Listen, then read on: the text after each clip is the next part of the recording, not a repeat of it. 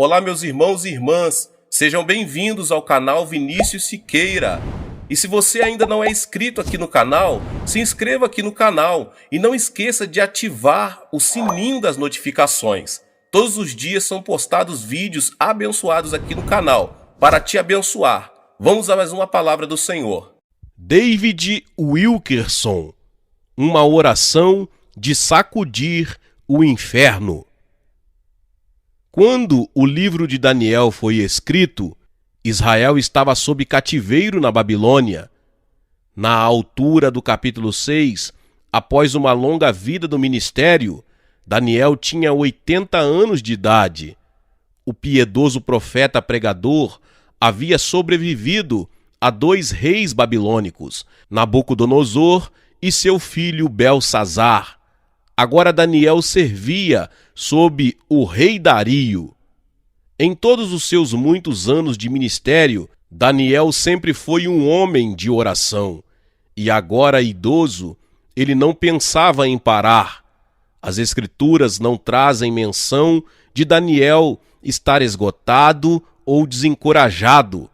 Nada diz de ele ter um pé de meia ou uma casa de campo, onde poderia passar seus anos dourados sem nenhuma responsabilidade. Pelo contrário, Daniel estava só começando. As Escrituras mostram que mesmo chegando aos 80, as suas orações sacudiam o inferno, enfurecendo o diabo. Por essa época, o rei Dario havia promovido Daniel ao posto mais elevado daquela terra.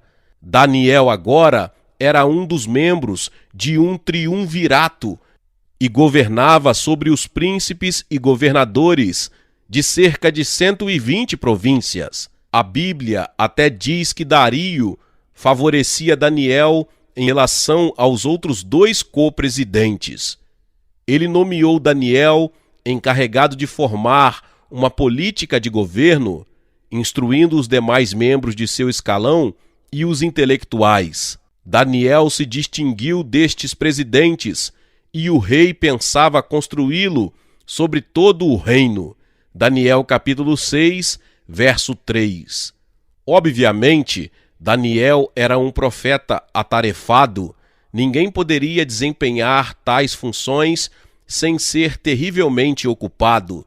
Fico só imaginando os tipos de pressão colocados sobre este ministro, com sua programação e reuniões que gastavam tanto tempo. Contudo, nada afastava Daniel da sua hora de oração. A oração continuava sendo sua principal ocupação e tinha prioridade sobre todas as demais questões. Em resumo, Daniel nunca estava ocupado demais para orar. 3 vezes por dia dava uma saída de suas obrigações, de suas apreensões, das coisas que exigiam sua atenção como líder, para gastar tempo com o Senhor.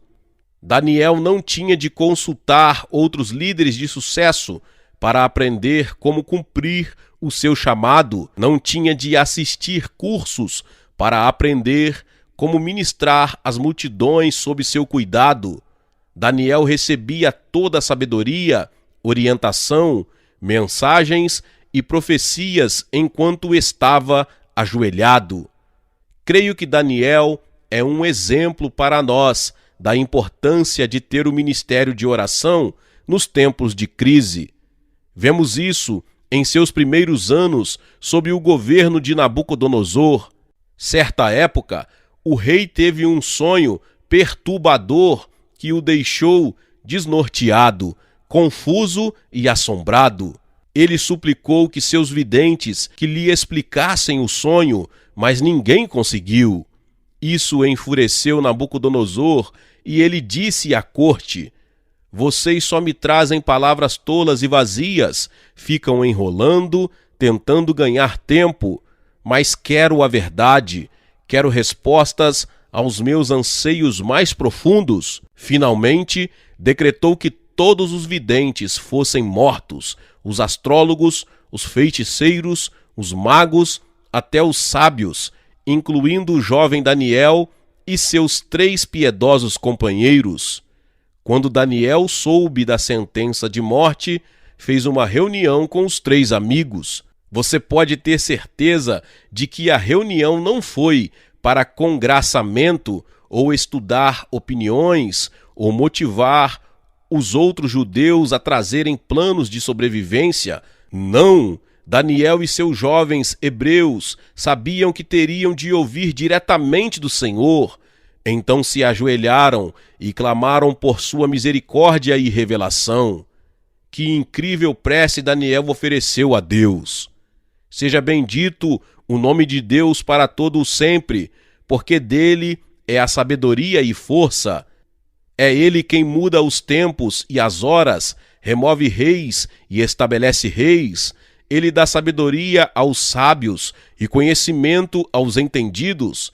Ele revela o profundo e o escondido, conhece o que está em trevas, e com ele mora a luz. Daniel capítulo 2, versos 20 ao 22.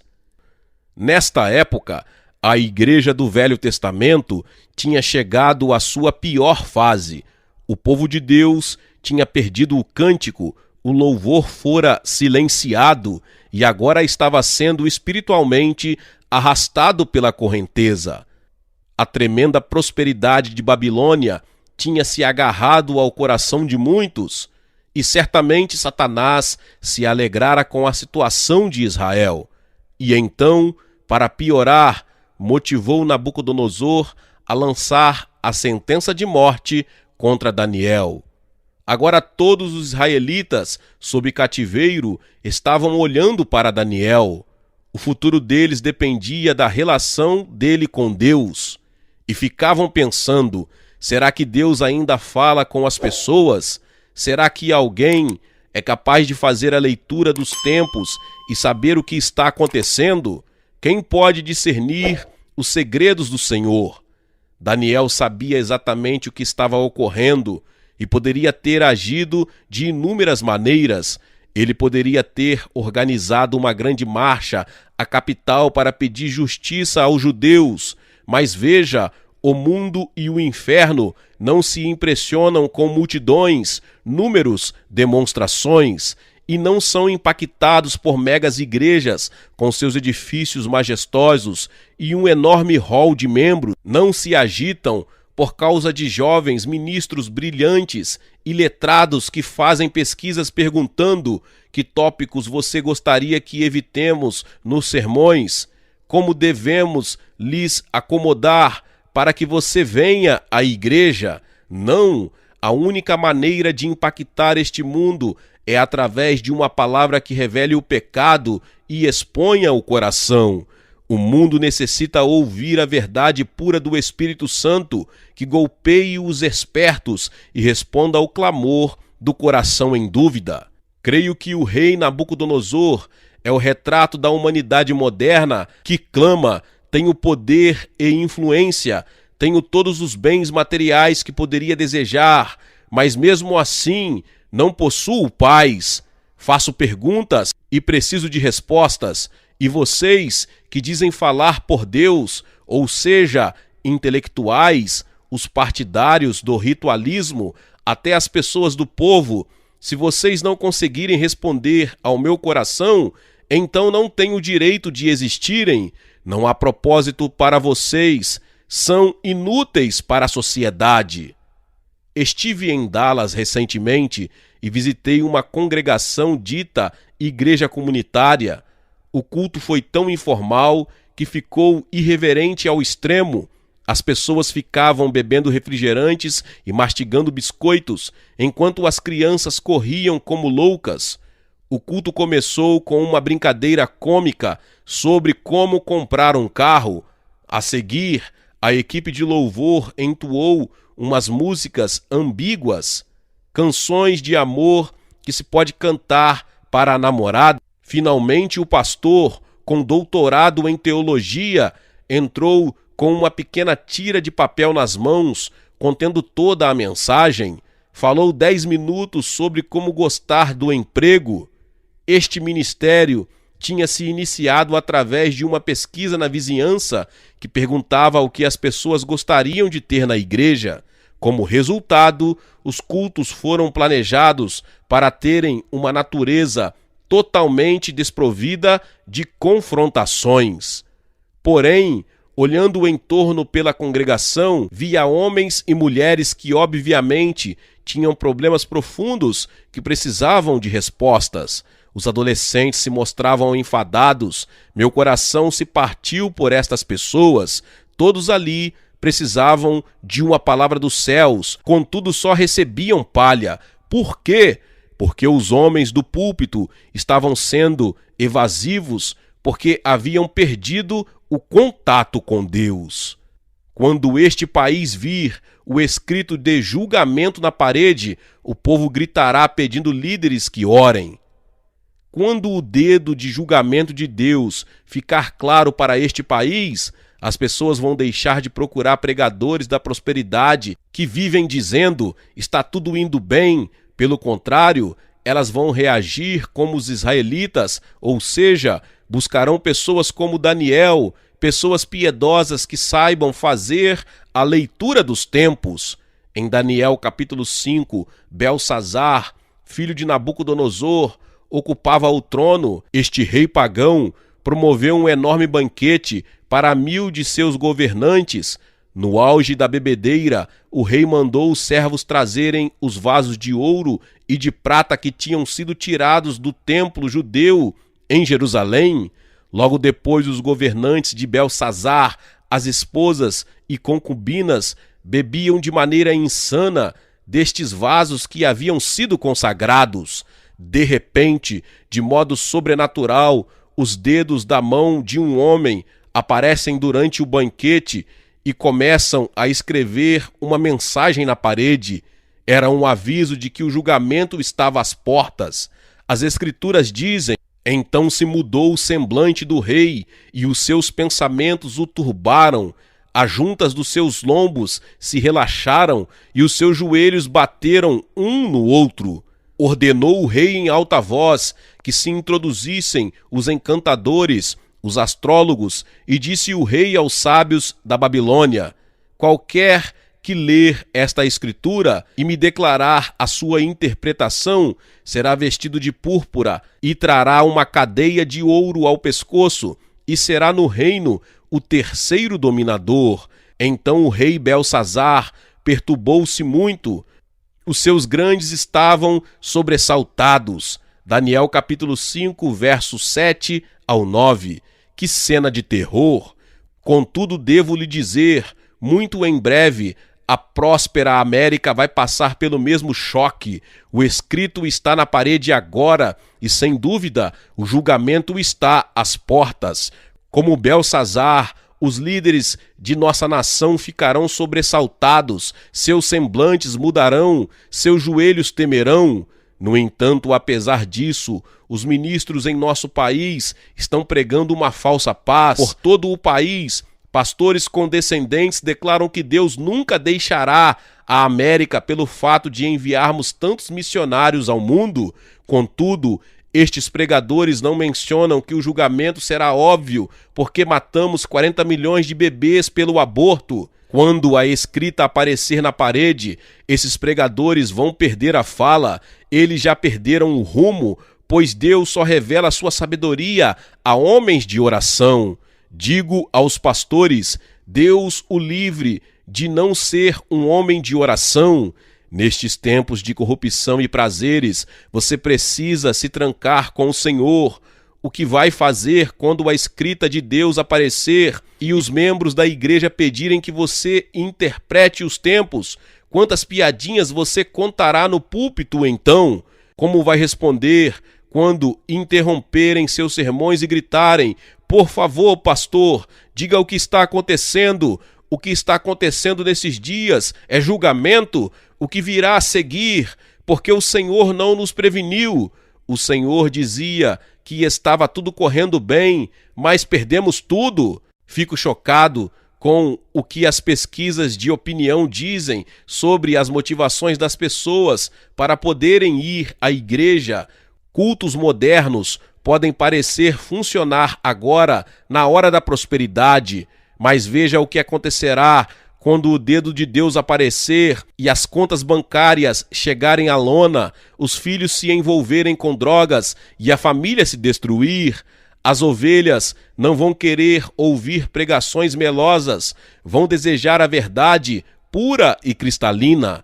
A corte de Belsazar tremeu diante da súbita mudança nos acontecimentos. Ninguém sabia o que estava acontecendo. De repente a bebedeira parou, e enquanto o rei tremia, alguém disse: há no teu reino um homem que tem o espírito dos deuses santos. Se achou neste Daniel conhecimento, inteligência, interpretação de sonhos, explicação de enigmas e solução de dúvidas. Daniel capítulo 5, versos 11 e 12.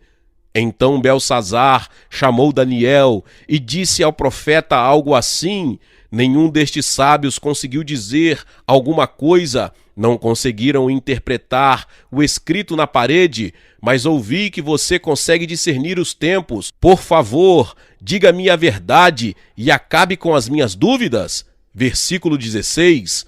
Quando Daniel falou, ele não adoçou a pílula.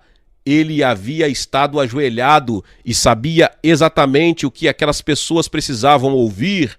Então disse assim: tu, Belsazar, não humilhaste o teu coração, levantaste-te contra o Senhor do céu, contou Deus o teu reino e o acabou, pesado foste na balança e foste achado em falta. Capítulo 5, versos 22 e 23, 26 e 27. Esse era o tipo de verdade não contaminada que Belsazar e seus príncipes queriam ouvir. Era a verdade que podia tirar suas dúvidas, porque lhes dizia exatamente onde se encontravam. Na verdade, Belsazar ficou tão grato que nomeou Daniel para ser o governador maior do reino. Então, por favor, não me diga que os não convertidos não desejam mensagens convincente e direta. Não é assim? Os problemas se opõem a toda pessoa que ora. Toda pessoa que ora sofre o açoite do inferno, e Satanás vai fazer tudo o que puder para calar suas preces. Daniel já tinha provado a eficiência de sua oração sob Nabucodonosor e Belsazar. Agora, no reino de Dario, Satanás inicia uma grande conspiração para calar as orações de Daniel. As orações do profeta tinham sacudido tanto o inferno e o diabo ficou tão enfurecido que organizou o governo inteiro da Babilônia contra ele. Lembre-se, Daniel tinha sido colocado acima de todos os outros líderes do país, e esses políticos viam em Daniel sabedoria, respeito e uma preferência que os deixava com inveja. E agora então conspiraram contra ele. Então os presidentes e os sátrapas procuravam achar ocasião contra Daniel a respeito do reino, mas não podiam achar ocasião ou culpa alguma, porque ele era fiel e não se achava nele nenhum vício nem culpa. Daniel capítulo 6, verso 4. Daniel era inculpável, então os líderes da Babilônia não conseguiam lhe pegar em nenhum pecado. Finalmente concluíram que a única maneira de chegar ao profeta seria através do caminhar que ele tinha com Deus. Disseram: nunca acharemos ocasião alguma contra este Daniel, se não a procurarmos contra ele na lei do seu Deus. Quisera Deus que isso pudesse ser dito sobre nós hoje em dia. Esses líderes sabiam que Daniel orava em direção a Jerusalém 3 vezes por dia e atribuíam a preferência de que desfrutava as orações. Então executaram um plano para acabar. Os co-presidentes procuravam lhe envolver em negócios importantes do governo para que não tivesse tempo de orar. Amado, esse é um dos principais artifícios que Satanás usa contra todos os crentes. e é uma conspiração que prevalece especialmente no meio dos pastores. Se você perguntar a um pastor por que ele não ora, ele provavelmente dirá que não tem tempo. As obrigações de pastor lhe consomem tanto que ele tem de usar todo o tempo de sobra para preparar os sermões. A maioria dos cristãos cai na mesma tentação. Dizem: o meu tempo é muito curto para eu orar, o trabalho me consome todo o tempo. Até as donas de casa afirmam: não tenho um minuto no dia para orar. Quando eu consigo vestir as crianças, deixar a casa limpa e preparar as refeições, o tempo acabou. O filósofo Søren Kierkegaard se referiu às ocupações do cristão como sendo um narcótico. Ele observa que elas levam a uma propensão à dualidade mental. Ele diz que à medida que as pessoas se aprofundam em suas ocupações e negócios, o amor delas pela verdade é relegado ao esquecimento. Aí, com os estímulos intensos de suas atividades e a progressiva necessidade de tempo, torna-se impossível para elas entenderem o perigo em que encontram. Elas possuem o espelho da palavra de Deus, mas não conseguem se aquietar o tempo suficiente para verem o que ela reflete. Acho que a pessoa ocupada, que raramente ora, está pior do que aquela que tem uma doença grave. Por quê?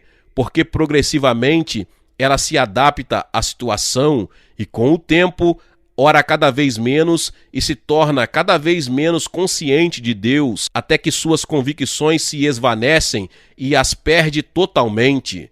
Daniel sabia que não conseguiria ficar um dia sem orar. Então continuou orando, mesmo seus colegas lhe jogando mais atribuições.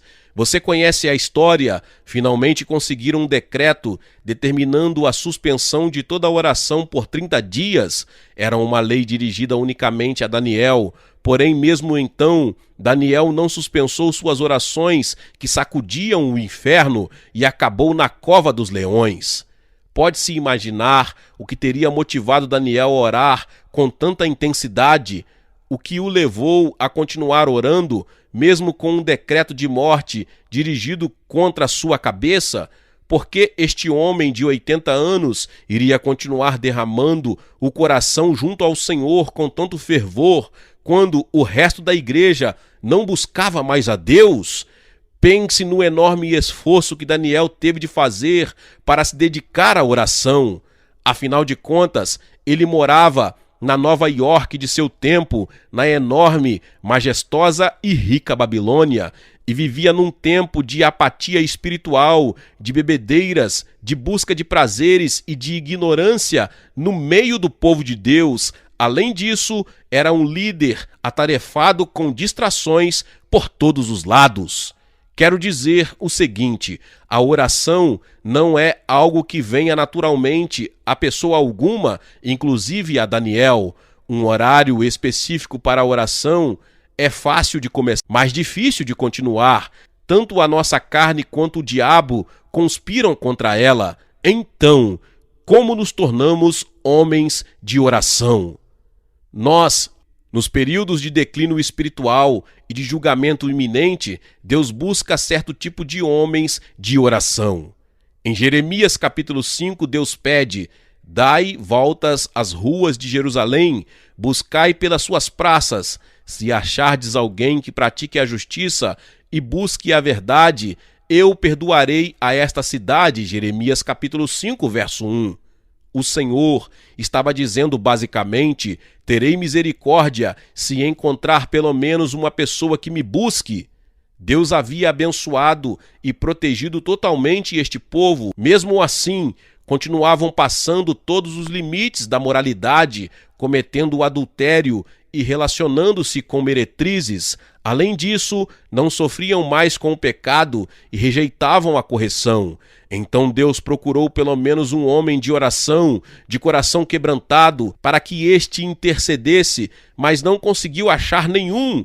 Ezequiel 23 descreve uma tragédia semelhante. Os profetas e os sacerdotes de Israel tinham se transformado em lobos vorazes enriqueciam às custas dos humildes inocentes e roubavam dos pobres e das viúvas, profanavam a santidade de Deus, não vendo nenhuma diferença entre o puro e o impuro, fechavam os olhos para o pecado e pregavam mentiras declarando de maneira falsa: assim diz o Senhor.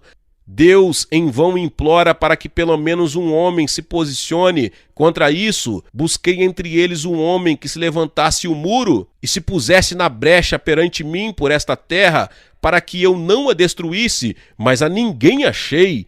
Ezequiel capítulo 22, verso 30. Contudo, durante o cativeiro da Babilônia, Deus encontrou este homem em Daniel. E hoje, mais do que nunca na história, Deus está procurando o mesmo tipo de homens e mulheres piedosos. Ele busca servos fiéis que queiram levantar o muro e se pôr na brecha, coisas que só podem ser conseguidas com oração. Como Daniel, esta pessoa será encontrada com a palavra de Deus na mão. Quando o Espírito Santo veio sobre Daniel, o profeta estava lendo o livro de Jeremias. Foi aí que o Espírito revelou que o tempo da libertação de Israel tinha chegado. Diante desta revelação, Daniel foi levado à oração. Dirigi o meu rosto ao Senhor Deus para buscar com oração e rogos, com jejum, pano de saco e cinza, orei ao Senhor meu Deus. Daniel capítulo 9, versos 3 e 4. O Espírito de Deus está procurando pelas nações do país, pelos escritórios dos pastores, em busca dos que se aprofundam com diligência na palavra. Servos deste tipo não estão simplesmente procurando conhecimento bíblico, estão em busca do poder espiritual, da mortificação do pecado, da verdade que liberta. Eles veem claramente o que está acontecendo pela terra, pois identificam isso a partir da palavra de Deus. Uma vez que o Senhor, tendo encontrado tais pessoas, Ele as abençoa com o espírito de oração. O servo de oração enxerga a situação da igreja e se identifica com a culpa. Daniel certamente ficou entusiasmado quando entendeu que havia chegado a hora de Deus restaurar o seu povo. Mesmo assim, quando viu a situação espiritual de Israel, o profeta se consternou. O povo estava se saciando com os pecados de Babilônia, buscando prazeres e prosperidade, afastando-se dos padrões morais que antes abraçavam. Daniel sabia que o povo de Deus não estava preparado para receber sua restauração. Ainda assim, será que o profeta ficou fustigando seus compatriotas por causa do pecado? Não. Daniel se identificou com a decadência moral que o cercava. Ele declara: pecamos e cometemos iniquidade, a nós pertence a confusão do rosto, porque pecamos contra ti. Daniel capítulo 9, versos 5 e 8. Creio que o mesmo sucede com a Igreja de Jesus dos dias de hoje. Não estamos em condições de responder ao desejo que Deus tem de realizar uma grande obra de reavivamento em nós. Tal como Israel, ficamos contaminados pelos pecados de nossa sociedade corrupta. Veja isso: uma lei na Califórnia torna obrigatório que a igreja primária ensine que o homossexualismo é um estilo de vida alternativo permitido. A bebedeira se disseminou das faculdades para os cursos de segundo e de primeiro grau, e a internet se transformou numa super estrada para a pornografia. Há quase 30 anos atrás, previ em meu livro A Visão que uma caixa eletrônica trazia formas vis de pornografia para dentro de nossos lares, o videocassete. Hoje, 90% das atividades na internet envolvem pornografia. Em resumo, vivemos numa Babilônia moderna e, tragicamente, os cristãos adotaram o estilo cheio de pecado da sociedade. O nosso ministério sempre recebe cartas de esposas de cristãos dizendo: eu sentia meu esposo se afastando de mim, eu não sabia o porquê. Aí abri a porta de seu escritório e o peguei olhando com lascívia a pornografia da internet. Os jovens, em particular, são presa fácil para a sedução de Satanás. Multidões de jovens cristãos estão baixando o arquivo de música pecaminosa pelo site da Napster. Sei de uma mãe cristã que entrou num curso de informática para descobrir o que o filho adolescente estava baixando. Quando entrou nos arquivos do computador, ficou horrorizada. Eram músicas do assassino Charles Manson, músicas falando de matar policiais, músicas falando de morte, suicídio e todo tipo de promiscuidade sexual. Deus deseja intensamente abençoar o seu povo nestes dias.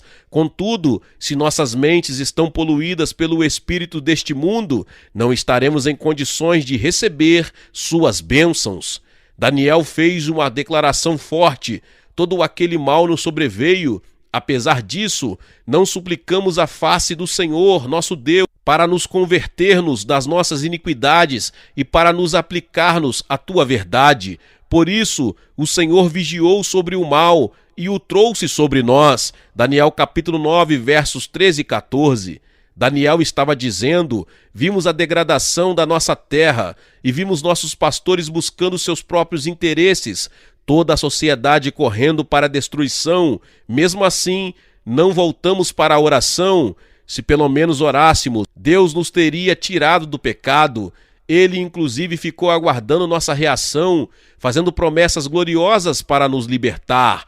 Mas nós não demos tempo para ele. Pelo contrário, fomos nos desviando cada vez mais dele, nos saciando nos pecados da sociedade ímpia.